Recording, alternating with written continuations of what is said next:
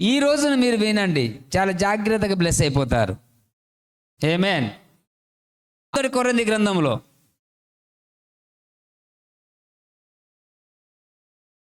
11వ అధ్యాయము 17వ వచనము. మీకు ఈ ఆజ్ఞ ఇచ్చుచున్నాను. 11వ అధ్యాయము మొదటి కొరింథీ గ్రంథము 17వ వాక్యంలో, మీకు ఈ ఆజ్ఞను ఇచ్చుచు మిమ్మును మెచ్చుకొనను. మీరు కూడి వచ్చుట ఎక్కువ కీడుకే గాని ఎక్కువ మేలుకు కాదు. హల్లెలూయా.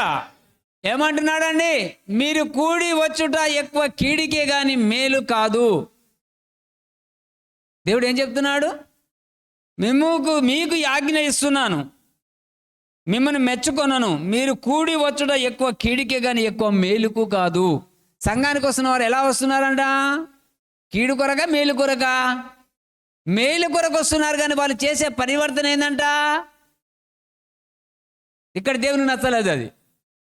అందుకంటే ప్రియమైన దేవుని బిడ్డలారా, మనం ఏం చేస్తున్నాం చూడం. 18వ వచనం. మొదటి సంగతి ఏమనగా, మీరు సంఘమందు కూడి ఉన్నప్పుడు మీలో కక్షలు కలవని వినుచున్నాను. ఏం కలవాటే మీ దగ్గర? కక్షలు. మీలో కక్షలు కలవని ఎక్కడ కూడినప్పుడు అంటే సంఘములో కూడినప్పుడే ఉందంట ఆలోచన. సంఘంలో ఎలా వాక్యం వినాలి తెలుసా? యథార్థంగా వినాలి. అక్కడ పిల్లోడు కీయమంటే మనం అదే చూస్తాం. ఇది కాదు మీ దృష్టి. దేవుడు ఇక్కడ రాశాడు మాట. మొదట సంగతి ఏంది అంటే, మీరు సంఘమునందు కూడి ఉండినప్పుడు మీలో కక్షలు కలవని వినుచున్నాను. కొంత మటుకు ఇది నిజము అని నమ్ముచున్నాను. ఇవి సంఘములో పనిచేయవు. 16వ వాక్యంలో చూడండి. ఎవడైనను కలహ ప్రియుడుగా కనబడిన ఎడల మాలోనైనను దేవుని సంఘంలోనైనను ఇట్టి ఆచారము లేదని వాడు తెలుసుకొనవలెను. హల్లెలూయా. ఎవడన్నా కలహ ప్రియుడుగా, జాగ్రత్త. కలహ ప్రియుడు అంటే ఎవరు?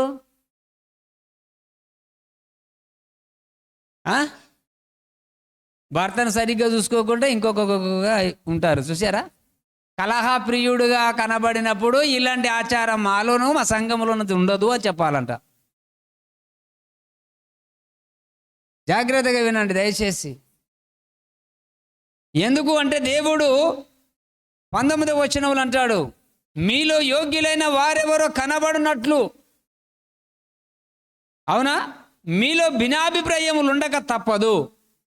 నేను మంచిగా కనబడాలనేటువంటి ఆలోచన, ఆతృత సంఘంలో, నేనే ఉండాలా, ముందుండాలా, నీ సంఘ పెద్దగా ఉండాలా, ఇట్లాంటివి ఉంటారు కొంతమంది. అందుకనే యేసయ్య మన సంఘంలో ఏ పెద్దలు లేకుండా వేలతో తీసేసాడు. ముందు గమనించాము, పెట్టాము, వాక్యానుసారంగా ఉండాలని నియమించాము. కానీ వాళ్ళలో ఏం ఏర్పడ్డాయి?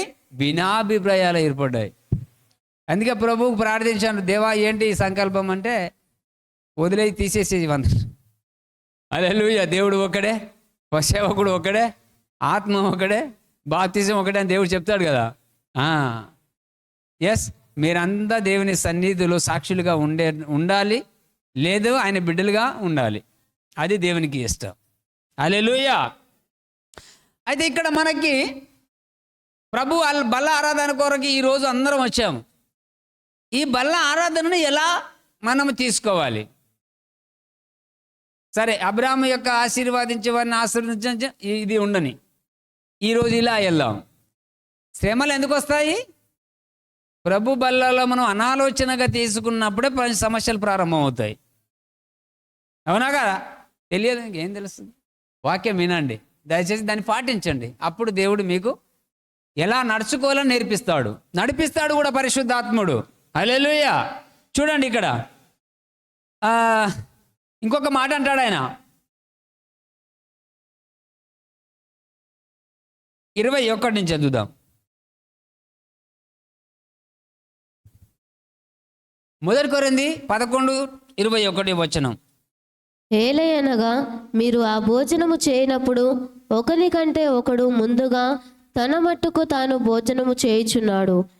ఇందువలన ఒకడు ఆకలిగొనును, మరి ఒకడు మత్తుడవును. ఇక్కడ ఏమైపోతున్నావు? ఒకడు ఆకలిగొంటున్నాడు, ఒకడు మత్తుడైపోతున్నాడు. చూడండి, ఈరోజు మీరు చాలా జాగ్రత్తగా వినండి, దయచేసి చెప్తున్నాను. ఎందుకంటే మనకు సమయం లేదు. దేవుడు ఆశీర్వదించే రోజులు కొద్ది రోజులే ఉన్నాయి. ఈ కొద్ది రోజుల్లో మనం బ్లెస్ అయిపోవాలా. దేవుడు ఇక్కడ ఏం చెప్తున్నాడు అంటే చాలా జాగ్రత్తగా మనం గమనించినట్టుగైతే 21 వచనములో ఆయన అంటున్నాడు, ఏలయనగా మీరు భోజనం చేయనప్పుడు ఒక్కనికంటే ఒకడు ముందుగా తన మట్టుకు తాను భోజనం చేయుచున్నాడు, ఇందువలన ఒకడు ఆకలిగొని మరి ఒకడు మత్తుడవుతున్నాడు. ఇక్కడికి వచ్చిన వాళ్ళు ఎవరైనా తాగుతారా? తాగే వాళ్ళు ఉన్నారుగా. 22 ఇదేమి అన్నపానములు పుచ్చుకొనుటకు మీకు ఇండ్లు లేవా? ఇదేమన్నా అన్నము భోజనాలు చేసేదా? ప్రభు బల్ల ఆరాధనతోని తీసుకోవాలి, వాక్యంతోని తీసుకోవాలి, విశ్వాసంతో తీసుకోవాలి, నమ్మకంతో మనము భుజించాలి.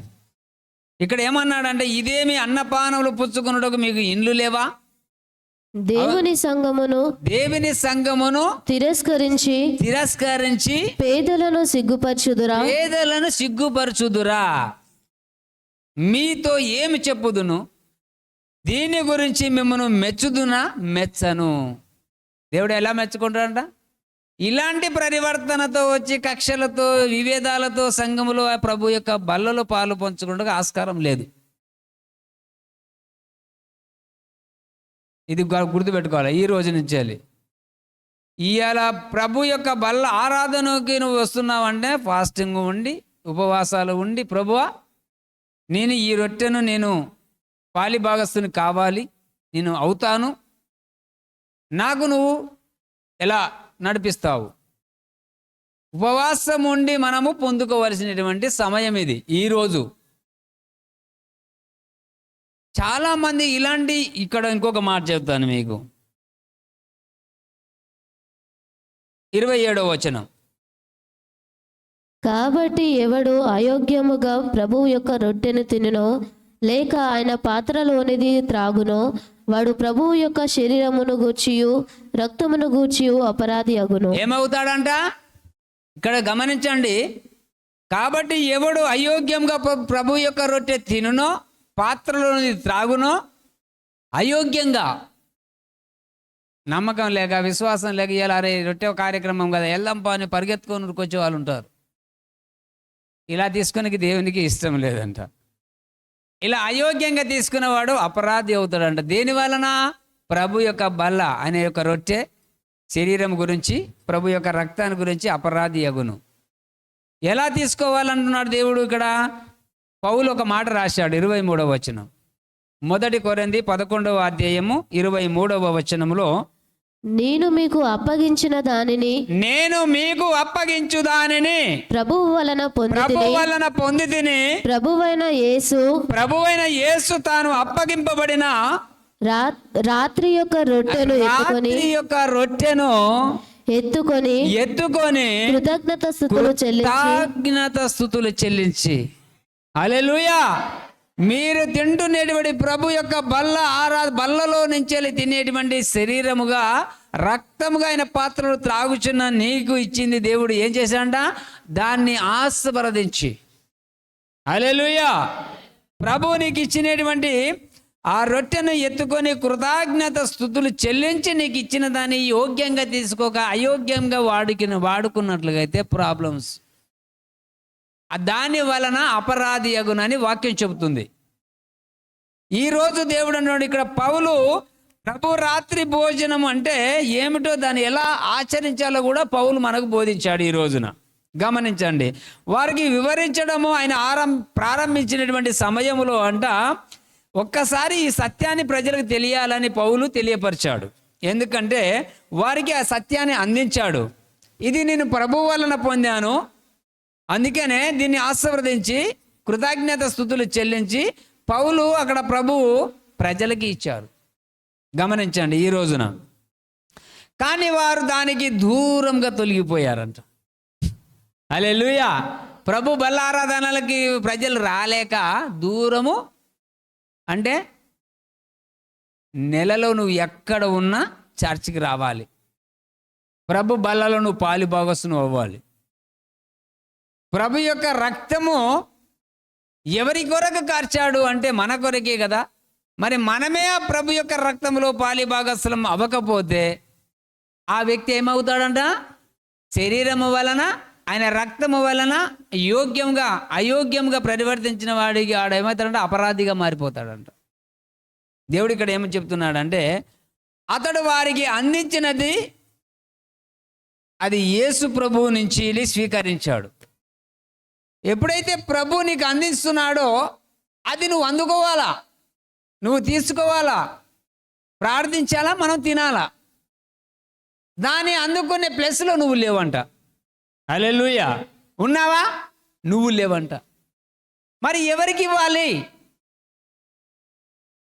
అందుకనే ప్రభు విషయంలో చాలా జాగ్రత్తగా ఉండాలి. వాక్యము అంటే ఏదో చెప్పుకున్నామా, విన్నామా, పోయామా అని కాదు. వాక్యమే నిన్ను కాపాడుతుంది, వాక్యమే నిన్ను సంరక్షిస్తుంది, వాక్యమే నీకు జీవింపజేస్తుంది, వాక్యమే నీ జారు కాలంలో ఏం చేస్తుందంట? పడిపోకుండా కాపాడుతుందంట. అవునా? చీకటి గల్ల చోట్ల వెలిగే దీపమై ఉందంట వాక్యము. ఆ వాక్యానికి నువ్వు ప్రాధాన్యత ఇస్తున్నావా? ఇవ్వాలి. అప్పుడు దేవుడు అంటాడు, ఇక్కడ చూడండి, మత్తయి 26 అధ్యాయములో 26వ వచనం నుంచి చూడండి. వారు భోజనం చేయిచుండగా ప్రభు శిష్యులందరినీ కూర్చోబెట్టాడు. శిష్యులందరినీ కూర్చోబెట్టి వాళ్ళు భోజనాన్ని సిద్ధపరిచాడు. దేవుడు వాళ్ళకి విందు భోజనాన్ని తింటున్నప్పుడు ప్రభు ఏం చేశాడో ఒకసారి గుర్తుపెట్టుకోండి. వారు భోజనము చేయుచుండగా యేసు ఒక రొట్టె పట్టుకొని దానిని ఆశీర్వదించి విరిచి తన శిష్యులకిచ్చి, మీరు తీసుకొని తినుడి, ఇది నా శరీరం అని చెప్పాను. మరియు ఆయన గిన్నె పట్టుకొని కృతజ్ఞత స్తుతులు చెల్లించి వారికిచ్చి, దీనిలోనిది మీరందరూ త్రాగుడి, ఇది నా రక్తము, అనగా పాపక్షమాపణ నిమిత్తము అనేకుల కొరకు చిందింపబడుచున్న నిబంధన రక్తము. హల్లెలూయా. ఏం రక్తం ఇది? నిబంధన రక్తం. ఈ నిబంధన రక్తానికి మనము అందుకునే విధంగా ఉండాలి. పాలువారుగా ఆయన రక్తంలో, అవునా, పాలువారం అయ్యేటువంటి అవకాశం మనం పోగొట్టుకోకూడదు. ఎందుకన్నాడు ఈ మాట తెలుసా? హెబ్రీలో ఒక మాట ఉంటుంది, ఆ పిల్లలు రక్తమాసాలు గలవారైనందున. గుర్తుపెట్టుకోవాలా, ఈ రక్తం ఎవరిలో పాలుభాగవస్తం అవుతుందంటే మనలోనే అవుతుంది. ఆ పిల్లలు రక్తమాసాలు గలవారైనందున మరణము కలిగేవానికి భయపడుతున్నారు అన్నాడు. అందుకని యేసుక్రీస్తు అంటే వాళ్ళ రక్తమాసలో పాలువాడయ్యాడన్నాడు. ఈ రక్తము మనలో పాలి భాగస్తులుగా ఉండనికి మత్తయి 15 యోహాను 15లో ఒక మాట అంటాడు, నాలో నీవు నీలో నేను. యేసు ఎలా వస్తాడు అంటే, ఆయన రక్తములో ఎప్పుడైతే నువ్వు పాలి భాగస్తును అవుతున్నావో, నీలోనికి క్రీస్తు, క్రీస్తులోనికి నువ్వు ఏమైపోతావు? కలిసిపోతాం. అందుకే నేను ఒక పాట పాడతాను మీకు ఎప్పుడైనా, అదే నాకు చాలా ఇష్టం ఆ పాట అంటే, పరిశుద్ధాత్ముడా యేసు పంపినవాడా, నీలో నీవు నాలో నేను. ఇప్పుడు రావాలి. ఆ యొక్క దేవుడు మాటకు మనము ముందుకు ఎలా వెళ్ళగలుగుతున్నాం? మనమంతా ఇంకా ఎవరన్నా ఇస్తే తీసుకుందాం అన్నట్టు ఉన్నామా లేదా? ఎవరన్నా 10,000 50,000 ఇస్తే తీసుకుందాము, అవసరాలు గడకెక్కించుకుందాం అనే ఇదే ఆశ మీ కాన్సెప్ట్ అంతా. కానీ దేవుడు ఇస్తాడు అనే నమ్మకం ఎవరికి లే. ఎన్ని రోజులు ఎవరిస్తారని ఎదురు చూస్తావు? ఎవడు ఇయ్యరు నీకు. చెప్తున్నాను, రీసెంట్గా మొన్న పోయిన నెలలో చూశాను కదా, ఇచ్చేవాడు కూడా ఇవ్వడు. నీ వాగ్దానము నీవు కలిగి ఉన్నావా? నీ వాగ్దానానికి అంటగడ్డబడి ఆ నిబంధన రక్త ప్రకారంగా నువ్వు ముందుకెళ్ళాలి. నేను ఎవరునూ ఆపది కాలంలో సహాయం చేసేవారు లేరు, యేసయ్య ఒక్కడే. ఎందుకంటే మానవునిలో ఉన్న హృదయము అంత చెడ్డదంట. ఆదికాండంలోనే దేవుడు చెప్పాడు, నరుని ఆలోచనల యావత్తన్ని. ఇక్కడ దేవుడు ఒక మాట అన్నాడు చూడండి. అందుకనే దేవుడు ప్రభు బల్ల ఆరాధన అనేటువంటి నెలకొక రోజు పెట్టేసి దీన్ని ఆశీర్వదించి వారు భోజనం చేయిచుండగా యేసయ్య ఈ పని సిద్ధం చేశాడు. అవునా? ఆ రొట్టెను పట్టుకొని దాన్ని ఆశీర్వదించి, ఇది తినండి, ఇదిగో నా శరీరం అని ఇచ్చాడు. ఆ గిన్నెలోనిది, ఆ పాత్రలోనిది పట్టుకొని ఆశీర్వదించి కృతజ్ఞత స్తుతులు చెల్లించి ఇగో ఇది తాగండి నా రక్తం అని ఇచ్చాడు. అందుకని యోహానులో ఒక మాట ఉంటే తెలుసా, నన్ను తినువాడు నా మూలంగా జీవిస్తాడు. హల్లెలూయా. ఎలా తింటున్నాము, ఎలా పాలి భాగస్వామ్యం అవుతున్నాము? నిబంధనతో, వాగ్దానంతో, విశ్వాసంతో, నమ్మకంతో. అబ్రాహామును గుర్తుపెట్టుకోవాలి. అబ్రాహాముని దేవుడు ఆశీర్వదిస్తున్నప్పుడు ద్రాక్ష రసము రొట్టిచ్చాడు మెల్లికెసెదెకు వచ్చి. అప్పుడు మెల్లికెసెదెకు దేవునికి ప్రధాన యాజకుడు. ఎప్పుడైతే అబ్రాహాము రొట్టె ద్రాక్ష రసాన్ని ఇచ్చాడో అబ్రాహాము కలిగిన ఆస్తిలో మొత్తం అన్నిటిలో 10వ వంతు తీసి మెల్లికెసెదెకు యాజకునికి ఇచ్చేసాడు. రక్షణ అనుభవంలోనికి నీరు రావాలంటే ఈ చిన్నపిల్లాడు మీరేమని అన్నాడు ఏడుస్తాడు. ఎందుకు? వాడు ఎదిరించే సామర్థ్యం లేదు కనుక. అంటే ఈరోజు నిన్న ఎవరన్నా గద్దించినా లోబడి ఆలోచన చేయాలి.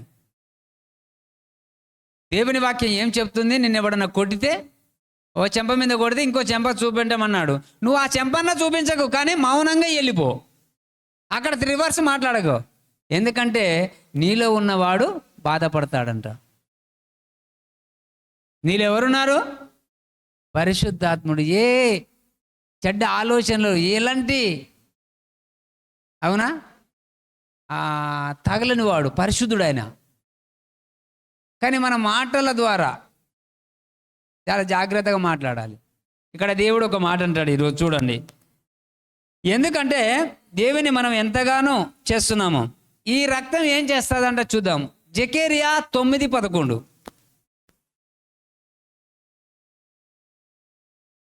కష్టాలలో బాధల్లో పడినప్పుడు మనం ఎలాగా ప్రార్థన చేయాలో కూడా నేర్చుకోవాలి. వాక్యాన్ని బట్టే ప్రార్థన. చూడండి. మరియు నీవు చేసిన నిబంధన రక్తమును బట్టి తాము పడిన నీరు లేని గోతిలో నుండి చెరప పట్టబడిన నీ వారిని నేను విడిపించెదను. హల్లెలూయా. నువ్వు చేసిన నిబంధన రక్తమును బట్టి తాము పడిన నీరు లేని గోతిలో నుండి చెరపట్టబడిన నీ వారిని నేను విడిపించేదను. ఆమేన్. దేవుడు ఎలా చెబుతున్నాడండి?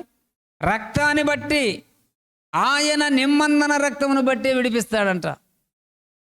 ఈ రోజున చాలా జాగ్రత్తగా మీరు గమనించండి. మార్కు ఈ మాట 3 సార్లు రాశాడు. మార్కులో రాశాడు, లూకలో రాశాడు, యోహానులో రాశాడు, మత్తయిలో రాశాడు. ఎందుకని రాశాడంటే అది ఖచ్చితంగా కన్ఫర్మ్గా జరుగుతుంది. దేవుడు చెప్పిన ప్రతి మాట సత్యం. హల్లెలూయా. అంటే దేవుడు ఎప్పుడైతే దాన్ని ఇరిసి, 1 కొరింథీ 11:24, దానిని విరిసి ఇది మీ కొరకైన నా శరీరము, నన్ను జ్ఞాపకం చేసుకొనుటకై దీన్ని చేయండి అన్నాడు దేవుడు. హల్లెలూయా. మీరు ప్రతిరోజు ప్రార్థన చేస్తున్నారు కదా మీ గుడారాలలో, మీరు వెళ్ళిన ప్రదేశాలలో. కానీ ఇక్కడ దేవుడు ఏమంటారా? నన్ను జ్ఞాపకం చేసుకొనుటకే దీన్ని చేయాలి. ఎందుకంటే ప్రభు ఇలా బల్ల ఆరాధనలో రొట్టె విరిసే కార్యక్రమంలో మీరు అందరూ పాలిభాగస్తులుగా దేవుడు నడిపించాడు. ఆమేన్. నడిపించిన విధానాన్ని మీరు జాగ్రత్తగా గమనించాలి. ఇక్కడికి నేను ఎందుకు వచ్చాను? ఈ స్థలము దేవుని యొక్క ఆలయం. ఈ స్థలములో సమాధానం ఉండును. సమాధానానికి కర్త మీ హృదయాల్లో ఏలనివ్వండి. ఇక్కడ దేవుడు అంటున్నాడు, మీకోసం. అంటే క్రీస్తు శిలువ మరణానికి తన దేహాన్ని బలిగా అర్పించింది విశ్వాసుల కోసం. అవునా? విశ్వాసుల కోసం అన్నమాట. నా శరీరము ప్రభు రాత్రి భోజనంలో రొట్టె ఆశీర్వదించి తన ప్రజలకు పంచాడు. హల్లెలూయా. ఆయన పంచినటువంటి సమయములో మీరు ఒక మాట గుర్తుపెట్టుకోండి. 28వ వచనముల, కాబట్టి ప్రతి మనుష్యుడు తన్ను తాను పరీక్షించుకొనవలెను. ఏం చేయాలంటే ప్రతి మనుషుడు తాను పరీక్షించుకోవాలా. నేను ఎలాంటిగా నీతిమంతునిగా జీవిస్తున్నాను, ఎలాగ నేను ప్రభు రొట్టెను నేను స్వీకరిస్తున్నాను. తనకు తాను పరీక్షించుకోవాలంటున్నాడు. ఎందుకు పరీక్ష చూడండి. అలాగూ చేసి ఆ రొట్టెను తిని ఆ పాత్రలోనిది త్రాగవలెను. అలాగు చేసి రొట్టెను తిని పాత్రలోనిది త్రాగవలెను. తగ్గిన విధంగా పాల్గొనాలంటే హృదయము మనసు సిద్ధపడాలి. హల్లెలూయా. ప్రభు యొక్క రొట్టెలో పాలి భాగస్వాములు అవుతున్నాము, కాబోతున్నాము. ఇలా ఈరోజు ప్రభు నామానికి మహిమ కలిగే రోజు అనుకున్నప్పుడు అంట ఇక్కడ ఏమన్నాడంట, హృదయము మనసు సిద్ధపడి ఉండాలి. విశ్వాసులు ఇందులో పాల్గొనక ముందు తమ బయట జీవితాలను అంతరంగ పరిస్థితిని పరిశీలించుకోవాలి. ప్రభు రాకరికి నేను రాకముందు ఎలాంటి వాడిని, ప్రభు దగ్గరికి వచ్చినాక ఎలా మారాను, ఇది మనము పరీక్షించుకొని పాపమంతా అమర్యాదకరమైనటువంటి ఆలోచనలన్నీ ఏం చేయాలంట, బయటనే వదిలేసేయాలి. లోపటి దాకా రావద్దు. అందుకే మీలో కక్షలు ఉన్నాయి, సంఘమందు కూడి ఉండగా కక్షలు ఉన్నాయని నేను కొంతవరకు నిజమని నమ్ముతున్నానని దేవుడు అన్నాడు. ఈ రోజున చాలా జాగ్రత్తగా వినండి. పరివర్తన అంతా విడిచిపెట్టాలి. దేవుని దగ్గరికి రాకముందుకు మనకు ఎన్నో ఆలోచనలు, ఎన్నో స్వార్థాలు ఇవన్నీ ఉంటాయి. అవన్నీ వదిలేయాలి. ఎందుకు అంటే ప్రభు రాత్రి భోజనములో ఉండేటువంటి అర్థాన్ని, అవునా, దానిలో పాల్గొనవలసిన కారణాన్ని ప్రతి ఒక్కరు గ్రహించి రూఢిగా చేసుకోవాలి మనసును. అది చాలా జాగ్రత్తగా మనము సిద్ధపడాలి. అలా తీసుకునేవాడు ఎప్పుడునూ ప్రభు యొక్క నామానికి మహిమార్థంగానే ఉంటాడు. Jesus Christ blessing ministries, black office చౌరస్తా, PRTU భవన్, సిద్దిపేట్. మీ ప్రార్థన కొరకు సంప్రదించవలసిన మా ఫోన్ నంబర్ 8096486529. సమయం ప్రతి ఆదివారం ఉదయం 9 గంటల నుండి మధ్యాహ్నం 12 గంటల వరకు. రండి, పాల్గొనండి, దేవుని యొక్క ఆశీర్వాదాలు పొందుకోండి.